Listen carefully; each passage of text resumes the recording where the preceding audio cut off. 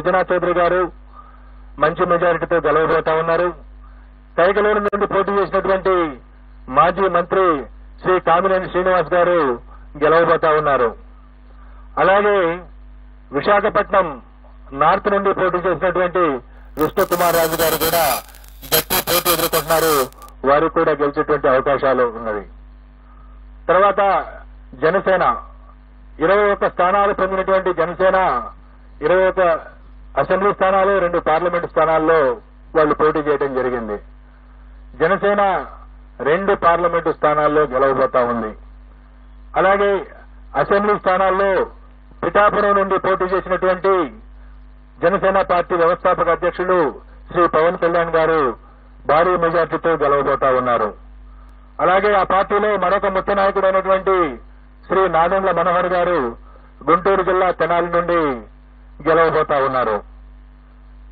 తర్వాత తెలుగుదేశం పార్టీ విషయానికి వస్తే తెలుగుదేశం పార్టీ అధ్యక్షులు రాష్ట్ర మాజీ ముఖ్యమంత్రి నారా చంద్రబాబు నాయుడు గారు కుప్పం నియోజకవర్గం నుండి భారీ మెజార్టీతో గెలవబోతా ఉన్నారు. అలాగే వారి తనయుడు మాజీ మంత్రి శ్రీ నారా లోకేష్ మంగళగిరి నుండి గెలవబోతా ఉన్నారు. అలాగే నటులు శ్రీ నందమూరి బాలకృష్ణ గారు హిందూపురం నియోజకవర్గం నుండి మంచి మెజారిటీతో గెలవబోతా ఉన్నారు. ఈ విధంగా ప్రతిపక్ష పార్టీలకు సంబంధించి ముఖ్య నాయకుల విషయాన్ని చూసుకున్న తర్వాత ఆంధ్రప్రదేశ్ అధికారంలో ఉన్నటువంటి వైఎస్ఆర్ కాంగ్రెస్ పార్టీ యొక్క మంత్రివర్గంలో అనేక మంది మంత్రివర్గ సభ్యులు తీవ్రమైనటువంటి పోటీ ఎదుర్కొంటున్నారు. కొద్దిమంది ఓటమి చవిచూడబోతా ఉన్నారు. ఇందులో ముఖ్యంగా మనం ఆంధ్రప్రదేశ్ ముఖ్యమంత్రి శ్రీ వైఎస్ జగన్మోహన్ రెడ్డి గారు పులివెందుల అసెంబ్లీ నియోజకవర్గం నుండి భారీ మెజార్టీతో గెలవబోతా ఉన్నారు. అలాగే సిదిరి అప్పలరాజు గారు ప్రస్తుత మంత్రి పలాస నుండి ఓటమి చవిచూడబోతా ఉన్నారు. అలాగే ధర్మాన ప్రసాదరావు గారు శ్రీకాకుళం అసెంబ్లీ నియోజకవర్గం నుండి వారు గట్టి పోటీ ఎదుర్కోబోతున్నారు. నేను ఎక్కడైతే గట్టి పోటీ అని సంబోధిస్తానో అక్కడ మా మార్జిన్ ఆఫ్ ఎర్రర్ ఏదైతే ఉంటుందో +or-3% కు లోబడి ఫలితం ఉండే అవకాశం ఉంటుంది. కాబట్టి +or-3% ఉన్న దగ్గర నేను గట్టి పోటీ అని సంబోధించడం జరుగుతుంది. అలాగే పీడిక రాజన్న దొర సాలూరు అసెంబ్లీ నియోజకవర్గం నుండి గెలుపొందబోతా ఉన్నారు. అలాగే బొత్స సత్యనారాయణ గారు ప్రస్తుత మంత్రి మాజీ పిసిసి అధ్యక్షులు చీపురుపల్లి అసెంబ్లీ నియోజకవర్గం నుండి మంచి మెజారిటీతో గెలుపొందబోతా ఉన్నారు. అలాగే గుడివాడ అమర్నాథ్ గారు రాష్ట్ర ఐటీ శాఖ మంత్రులు గుడివాడ అమర్నాథ్ గారు గతంలో అనకాపల్లి నుండి ప్రాతినిధ్యం వహించారు. ప్రస్తుతం గాజువాక నుండి పోటీ చేస్తున్నారు. వారు ఓటమి చవిచూడబోతా ఉన్నారు. అలాగే పినిపే విశ్వరూప్ గారు వారు అమలాపురం శాసనసభ నుండి పోటీ చేస్తున్నారు. వారు గెలవబోతా ఉన్నారు. అలాగే కారుమూరి నాగేశ్వరరావు గారు వారు తణుకు నుండి ప్రాతినిధ్యం వహిస్తా ఉన్నారు. వారు రాష్ట్ర మంత్రి. వారు ఓటమి చవిచూడబోతా ఉన్నారు. అలాగే చెల్లిపోయిన వేణుగోపాల్ గారు రాజమండ్రి రూరల్ నుండి ప్రాతినిధ్యం వహిస్తా ఉన్నారు. మంత్రి. వారు కూడా ఓటమి చవిచూడబోతా ఉన్నారు. దాడిశెట్టి రాజా వారు తుని అసెంబ్లీ నియోజకవర్గం నుండి ప్రాతినిధ్యం వహిస్తా ఉన్నారు. వారు గెలవబోతా ఉన్నారు. అలాగే కొట్టు సత్యనారాయణ రాష్ట్ర దేవాదాయ ధర్మాదాయ శాఖ మంత్రులు వారు తాడేపల్లిగూడెం నుండి వారు పోటీ చేసి ఉన్నారు. వారు ఓటమి చవిచూడబోతా ఉన్నారు. అలాగే శ్రీమతి తానేటి వనిత ప్రస్తుత ఆంధ్రప్రదేశ్ యొక్క హోంశాఖ మంత్రులు వారు గోపాలపురం నుండి గెలవబోతా ఉన్నారు స్వల్ప ఆధిక్యతతో. అలాగే జోగి రమేష్ గారు ప్రస్తుత రాష్ట్ర మంత్రి. వారు పెనమలూరు నియోజకవర్గం నుండి గతంలో పెడన నియోజకవర్గం నుండి శాసనసభ్యులుగా ఉన్నారు. ఈ ఎన్నికల కోసం పెనమలూరు నుండి పోటీ చేశారు. వారు గట్టి పోటీ ఎదుర్కొనబోతా ఉన్నారు. అలాగే అంబటి రాంబాబు గారు గుంటూరు జిల్లా ఇప్పటి పల్నాడు జిల్లా సత్తెనపల్లి నియోజకవర్గం నుండి ప్రాతినిధ్యం వహిస్తున్నారు. రాష్ట్ర జలవనరుల శాఖ మంత్రులు. వారు గట్టి పోటీ ఎదుర్కొనబోతా ఉన్నారు. అలాగే శ్రీమతి విడుదల రజని గతంలో చిలకలూరుపేట నియోజకవర్గం నుండి ప్రాతినిధ్యం వహించారు. ప్రస్తుతం గుంటూరు పశ్చిమ నియోజకవర్గం నుండి పోటీ చేస్తున్నారు. వారు గట్టి పోటీ ఎదుర్కొంటున్నారు. స్వల్ప తేడాతో ఓటమి చవిచూసే అవకాశం ఉంది. శ్రీ మేరుగ నాగార్జున గారు గతంలో గుంటూరు జిల్లా వేమూరు నియోజకవర్గం నుండి ప్రాతినిధ్యం వహించారు. ప్రస్తుతం ప్రకాశం జిల్లా సంతనూతలపాడు నుండి పోటీ చేస్తున్నారు. వారు గట్టి పోటీ ఎదుర్కొంటున్నారు. వారు స్వల్ప ఆధిక్యతతో గెలిచేటువంటి అవకాశం ఉంది. అలాగే ఆదిమూలపు సురేష్ గారు గతంలో విద్యాశాఖ మంత్రిగా, పట్టణాభివృద్ధి శాఖ మంత్రిగా పనిచేస్తున్నారు. వారు ప్రస్తుతం కొండేపి అనేటువంటి నియోజకవర్గం నుండి పోటీ చేస్తున్నారు. వారు స్వల్ప ఓట్ల తేడాతో ఓటమి చవిచూసే అవకాశం ఉంది. అలాగే కాకాని గోవర్ధన్ రెడ్డి గారు ప్రస్తుత రాష్ట్ర వ్యవసాయ శాఖ మంత్రులు సర్వేపల్లి నుండి పోటీ చేస్తా ఉన్నారు. వారు గెలిచేటువంటి అవకాశం ఉన్నది. అలాగే బుగ్గన రాజేంద్రనాథ్ రెడ్డి గారు ఆర్థిక శాఖ మంత్రులు, వారు కర్నూలు జిల్లా డోన్ నుండి ప్రాతినిధ్యం వహిస్తా ఉన్నారు. వారు గెలిచే అవకాశం ఉన్నది. అలాగే కె అమ్జద్ బాషా గారు రాష్ట్ర ఉప ముఖ్యమంత్రి, కడప అసెంబ్లీ నియోజకవర్గం నుండి పోటీ చేస్తా ఉన్నారు. వారు ఈ ఎన్నికల్లో స్వల్ప ఆధిక్యతతో గెలిచే అవకాశం ఉన్నది. శ్రీ పెద్దిరెడ్డి రామచంద్రారెడ్డి గారు సీనియర్ మంత్రివర్యులు పొంగనూరు అసెంబ్లీ స్థానం నుండి ప్రాతినిధ్యం వహిస్తా ఉన్నారు. వారు ఈ ఎన్నికల్లో భారీ మెజార్టీతో గెలిచేటువంటి అవకాశం ఉన్నది. అలాగే శ్రీమతి ఉషశ్రీ చరణ్ అనంతపురం జిల్లా పెనుగొండ నుండి పోటీ చేస్తా ఉన్నారు. వారు అతి స్వల్ప తేడాతో ఓటమి చవిచూసేటువంటి అవకాశం ఉన్నది. అలాగే గుమ్మనూరు జయరాం గారు, వారు వైఎస్ఆర్ కాంగ్రెస్ పార్టీ, వైఎస్ జగన్మోహన్ రెడ్డి గారి మంత్రివర్గంలో మంత్రిగా ఉంటూ సీట్ల సర్దుబాటులో వైఎస్ఆర్ కాంగ్రెస్ పార్టీ నుండి బయటికి వెళ్లి తెలుగుదేశం పార్టీలో చేరి అనంతపురం జిల్లా గుంతకల్లి నుండి పోటీ చేయడం జరిగింది. తెలుగుదేశం పార్టీ అభ్యర్థిగా వారు గుంతకల్లి నుండి ఓటమి చవి చూడనున్నారు. అలాగే శ్రీమతి ఆర్కే రోజా ప్రముఖ సినీ నటి అండ్ మంత్రివర్యురాలు, వారు చిత్తూరు జిల్లా నగరి నియోజకవర్గం నుండి ఓటమి చవి చూడబోతా ఉన్నారు.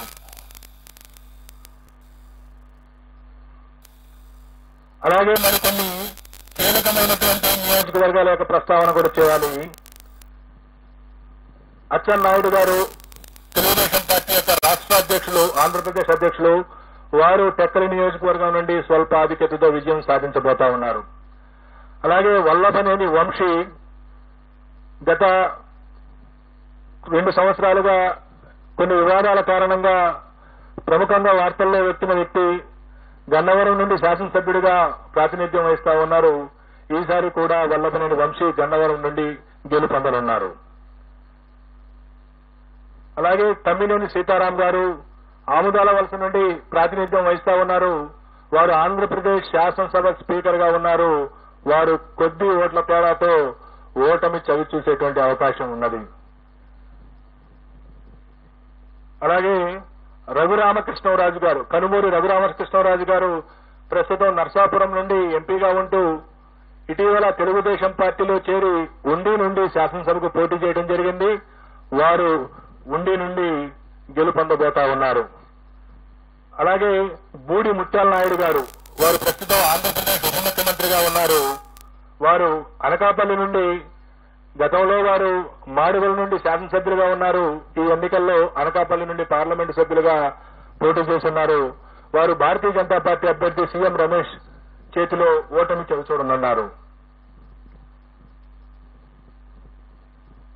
అలాగే వైఎస్ఆర్ కాంగ్రెస్ పార్టీ యొక్క ముఖ్య నాయకులు శ్రీ విజయసాయి రెడ్డి గారు, వారు నెల్లూరు పార్లమెంటు నుండి పోటీ చేయడం జరిగింది. వారు నెల్లూరు పార్లమెంటు నుండి ఓటమి చవిచూడబోతా ఉన్నారు.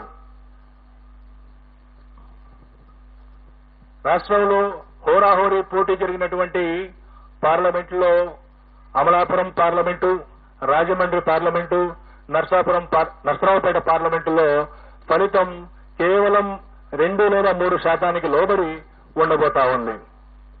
ఈ విధంగా రాష్ట్రంలో ఉన్నటువంటి 4 రాజకీయ పార్టీల యొక్క ముఖ్య నాయకుల యొక్క గెలుపు ఓటముల్ని మనం చర్చించుకున్న తర్వాత ఈ ఎన్నికల్లో కీలకమైనటువంటి అంశాలను కూడా నేను ప్రస్తావించవలసి ఉంటుంది.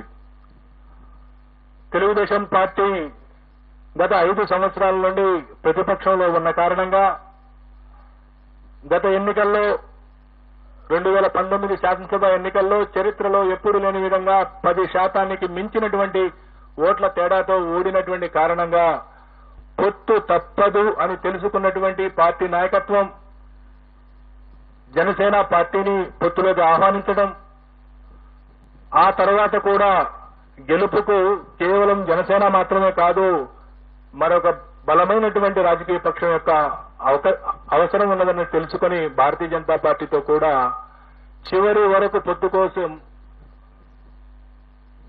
కోసం ప్రయత్నం చేసి భారతీయ జనతా పార్టీని కూడా పొత్తులో కలుపుకున్నటువంటి పరిస్థితిని రాష్ట్ర ప్రజలందరూ చూశారు. ఒకవైపు ఈ రాష్ట్ర ముఖ్యమంత్రి వైఎస్ఆర్ కాంగ్రెస్ పార్టీ అధ్యక్షుడు వైఎస్ జగన్మోహన్ రెడ్డి సంక్రాంతి నాటికే అభ్యర్థుల్ని 90% మందిని ప్రకటించేసి నియోజకవర్గాల వారీగా, జిల్లాల వారీగా, ప్రాంతాల వారీగా సిద్ధం వంటి సభలను ఏర్పాటు చేసుకుని ప్రజల్లోకి పోతా ఉంటే ప్రతిపక్ష కూటమి సీట్ల సర్దుబాటు, ఆ సీట్లలో ఏ అభ్యర్థిని నిలబెట్టాలి అనేటువంటి విషయంలోనే ఆల్మోస్ట్ నామినేషన్స్ వరకు ఆగినటువంటి పరిస్థితిని మనం చూశాం.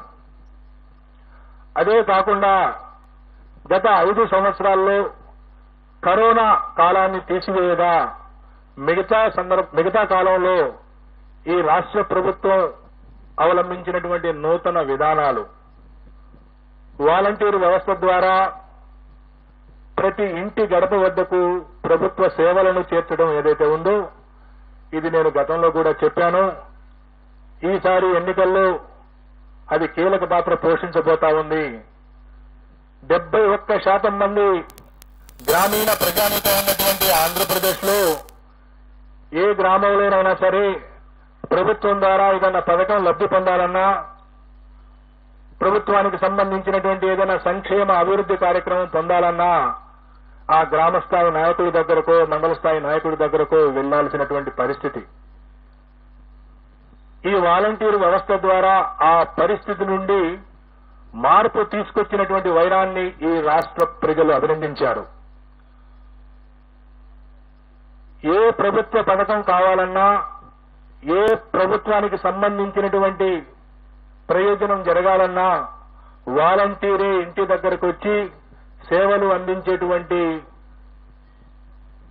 ఒక వినూత్న కార్యక్రమం ఈ రాష్ట్ర ప్రజల్లో ఆత్మగౌరవం పెంచింది అనడానికి ఏమాత్రం సందేహం లేదు.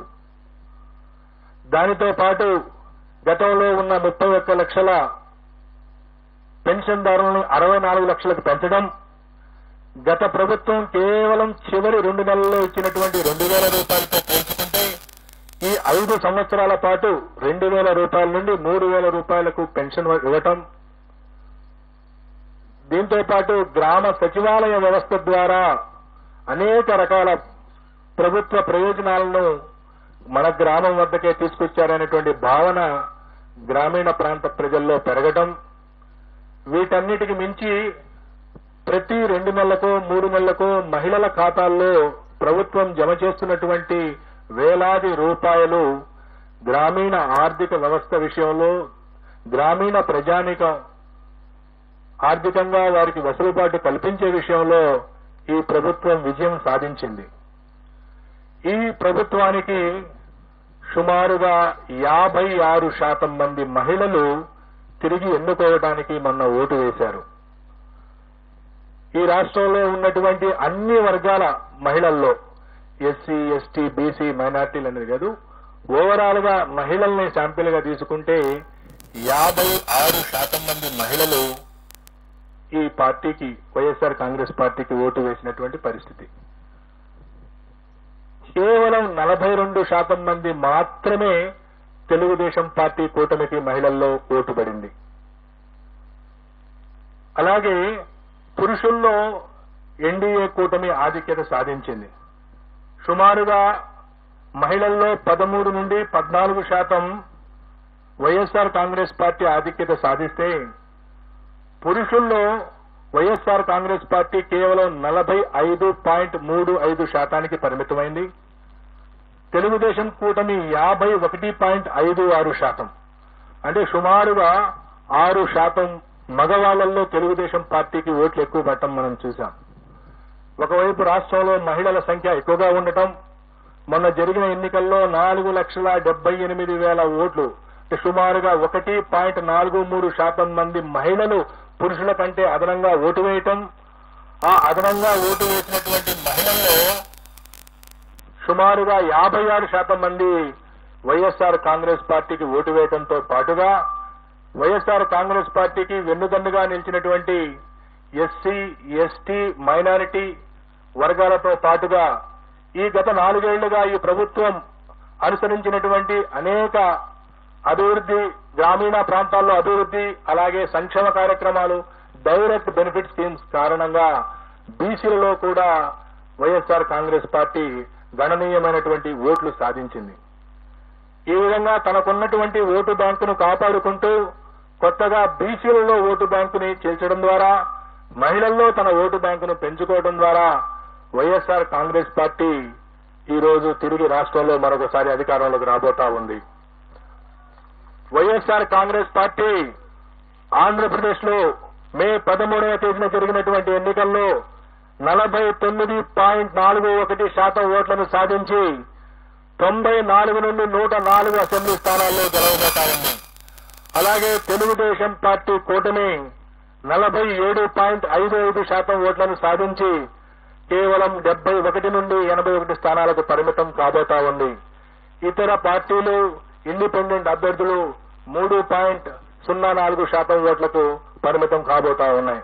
సుమారుగా 2% ఓట్ల ఆధిక్యతతో తెలుగుదేశం పార్టీ కూటమి కంటే సుమారుగా 20-25 స్థానాల్లో వైఎస్ఆర్ కాంగ్రెస్ పార్టీ ఆధిక్యత సాధించి మరొకసారి ప్రభుత్వాన్ని ఏర్పాటు చేయబోతా ఉంది.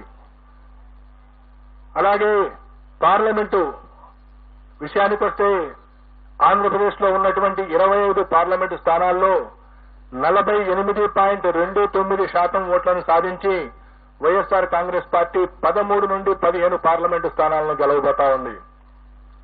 అలాగే తెలుగుదేశం కూటమి 47.68 ఓట్ల శాతాన్ని సాధించి 10 నుండి 12 పార్లమెంటు స్థానాల్ని గెలవనున్నది. 4.03% ఓట్లు కాంగ్రెస్ పార్టీ మరియు ఇతర పార్టీలకు లభించినాయి. ఏ పార్టీ కూడా ఇంకా వేరే పార్టీలకు సీట్లు లభించేటువంటి అవకాశం లేదు.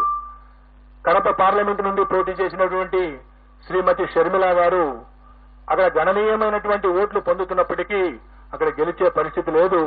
వారికి అక్కడ డిపాజిట్ కూడా దక్కేటువంటి పరిస్థితి లేదు. ఆవిడ సుమారు 12% ఓట్లకి పరిమితం కాబోతా ఉన్నది. ఈ విధంగా కాంగ్రెస్ పార్టీ సుమారుగా 3% ఓట్లు పార్లమెంటు స్థానాల్లో చీల్చిన కారణంగా వైఎస్ఆర్ కాంగ్రెస్ పార్టీ గెలవలసినటువంటి మరో 3 స్థానాల్ని కోల్పోబోతా ఉంది. అయినప్పటికీ ఎన్డీఏ కూటమి కంటే కూడా 2-3 పార్లమెంటు స్థానాలను అధికంగా సాధించబోతా ఉంది. సుమారుగా 13 నుండి 15 స్థానాలు వైఎస్ఆర్సీపీ, 10 నుండి 12 స్థానాలు టీడీపీ కూటమి సాధించబోతా ఉంది. సో ఈ విధంగా ఆంధ్రప్రదేశ్, తెలంగాణలో జరిగినటువంటి హోరాహోరీగా జరిగినటువంటి ఎన్నికల యొక్క ఫలితాలు జూన్ 4వ తేదీన ఉండబోతా ఉన్నాయి. జూన్ 4వ తేదీన మా ఈ ఆరా సంస్థ వైపు నుండి ప్రకటించినటువంటి పోస్ట్ పోలు నిజం కావాలని, గత 16 సంవత్సరాల్లో అనేక ఎన్నికల్లో వాస్తవానికి ఫలితాలకు దగ్గరగా మా ఆరా సంస్థ ఏ విధంగా అయితే ఫలితాలను ప్రకటించిందో అదే స్థాయిలో ఈ ఫలితాలను ప్రకటిస్తున్నామని తెలియజేయడానికి గర్వపడతా ఉన్నాం. అనేక రకాల ఒత్తిళ్లు, అనేక రకాల విమర్శలు అన్ని మా ప్రొఫెషన్ లో భాగంగా ఎప్పుడు వస్తూనే ఉంటాయి. ఎప్పుడు కూడా ఎటువంటి ప్రభావాలకు లోను కాకుండా సంస్థను సంస్థగా, మేము నమ్మినటువంటి వృత్తిని వృత్తిగా భావించి ఎన్నికల కంటే ముందు ఏదైనా లీకులు ఇవ్వమని, ప్రకటించమని ఎన్ని రాజకీయ పార్టీలు కోరినప్పటికీ ఎక్కడా ప్రతిస్పందించకుండా, ఒక్క ఓటర్ను కూడా ప్రభావితం చేయకుండా పోలింగ్ ముగిసిన తర్వాత సుమారు 21-22 రోజుల తర్వాత మేము ఈ ఫలితాలని మీ ముందు పెడుతున్నాము. కాబట్టి ఈ ఫలితాల ద్వారా ఎవరూ కూడా ఎటువంటి ఫలితాలు వచ్చే వరకు, 4వ తేదీ ఫలితాలు వచ్చే వరకు ఆందోళన చెందవలసిన అవసరం లేదు. మరీ ముఖ్యంగా బెట్టింగులు లాంటి ప్రమాదకరమైనటువంటి వాటి జోలికి పోవద్దని చెప్పి మీడియా ద్వారా రాష్ట్ర ప్రజలందరికీ విజ్ఞప్తి చేస్తూ ముగిస్తున్నాను. ధన్యవాదాలు.